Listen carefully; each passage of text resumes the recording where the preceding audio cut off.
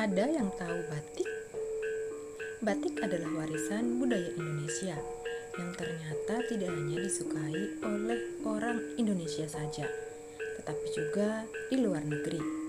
Motif dan modelnya yang kian beragam membuat batik tidak hanya bisa digunakan di acara formal, tetapi juga di semua kesempatan. Nah, agar makin cinta dengan batik, mari kita lihat beberapa fakta tentang batik yang wajib diketahui, khususnya untuk generasi milenial.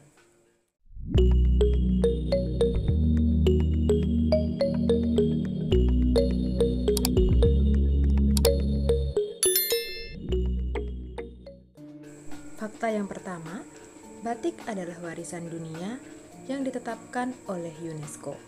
Pada tanggal 2 Oktober 2009, di bawah pemerintahan Bapak Susilo Bambang Yudhoyono, UNESCO telah menetapkan batik sebagai warisan kemanusiaan untuk budaya lisan dan non-bendawi.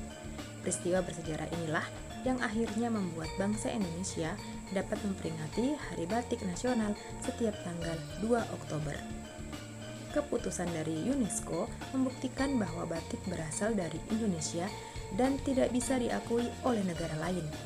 UNESCO menilai batik Indonesia memiliki banyak simbol yang berkaitan erat dengan kebudayaan lokal, status sosial, alam, dan sejarah. Batik juga merupakan identitas dan jati diri bangsa Indonesia yang telah ada sejak zaman nenek moyang. Sangat membanggakan kan sebagai bangsa Indonesia? Fakta yang kedua adalah batik bukanlah benda, melainkan suatu proses.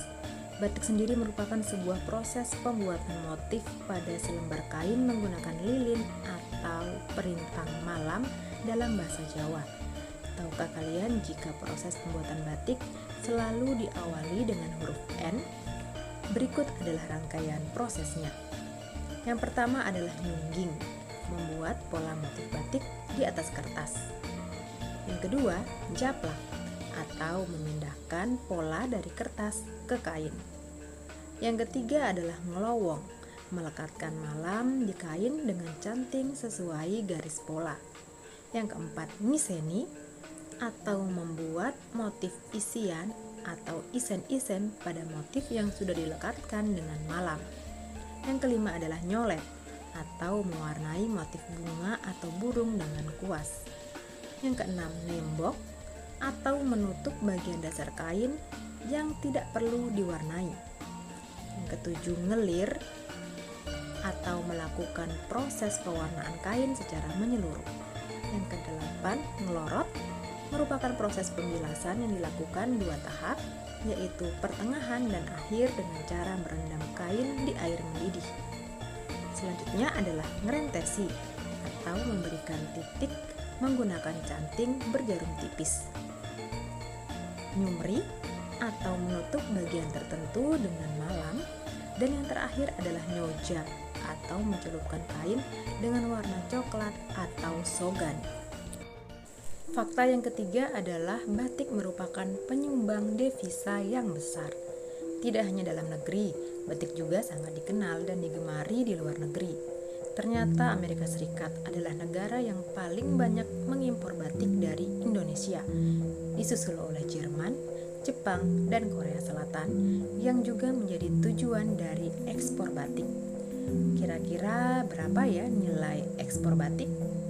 Pada tahun 2015 silam, total nilai ekspor kain batik ke luar negeri mencapai angka 2,1 triliun. Angka inilah yang membuat batik sebagai salah satu penyumbang devisa negara dengan nominal yang besar. Fakta berikutnya adalah pertama kali batik dikenalkan ke dunia internasional oleh Pak Soeharto. Presiden Republik Indonesia kedua, Bapak Soeharto adalah tokoh yang pertama kali memperkenalkan batik ke dunia internasional. Bagaimana cara beliau memperkenalkannya? Jadi Pak Soeharto memperkenalkan batik dengan cara menjadikan batik sebagai cenderamata bagi tamu kenegaraan. Tidak hanya itu, pada saat Indonesia menjadi tuan rumah KTT APEC kedua yang diadakan pada tahun 1994 silam, ada sebanyak kepala negara yaitu 17 orang dan kepala pemerintahan wisatawan dari negara-negara APEC yang memakai batik tulis. Batik mereka dibuat secara khusus dengan corak yang melambangkan simbol negara masing-masing ditambah dengan sentuhan etnis Jawa. Fakta menarik berikutnya adalah pada saat proses pembuatan batik, yaitu harus berpuasa sebelum membatik di masa lampau.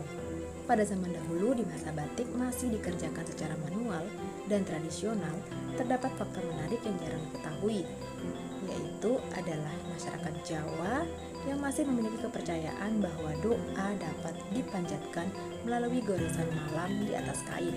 Oleh sebab itu, sebelum memulai membatik, banyak pembuat batik yang berpuasa terlebih dahulu dan melanturkan doa-doa serta harapan tertentu. Fakta yang keenam adalah selembar batik tulis dapat dibuat bertahun-tahun. Saat ini cara pembuatan batik sudah semakin berkembang, tidak hanya dengan metode tulis, tetapi juga dapat menggunakan cap dan printing. Batik tulis memiliki harga yang paling mahal karena proses pembuatannya secara manual dan membutuhkan waktu hingga bertahun-tahun. Sedangkan batik cap dibuat dengan menggunakan besi yang telah dipola batik dan kemudian dicelupkan ke dalam alam. Batik printing adalah batik kain bermotif yang paling murah karena menggunakan teknik sablon atau print. Fakta yang ketujuh adalah batik menjadi favorit banyak tokoh dunia. Banyak sekali pemimpin dunia yang bangga memakai batik di berbagai kesempatan, seperti Nelson Mandela, Vladimir Putin, Ronald Reagan, Bette Midler, hingga artis K-pop. Bahkan saat disemayamkan, almarhum Nelson Mandela dipakaikan batik kesayangannya. Tidak hanya itu, batik juga kerap menjadi inspirasi dari berbagai perancang busana kelas dunia. Nah, sebagai generasi muda, kita patut berbangga dengan warisan budaya asli Indonesia ini. Apalagi proses pembuatannya yang panjang membutuhkan kreativitas dari orang-orang berbakat yang wajib kita hargai.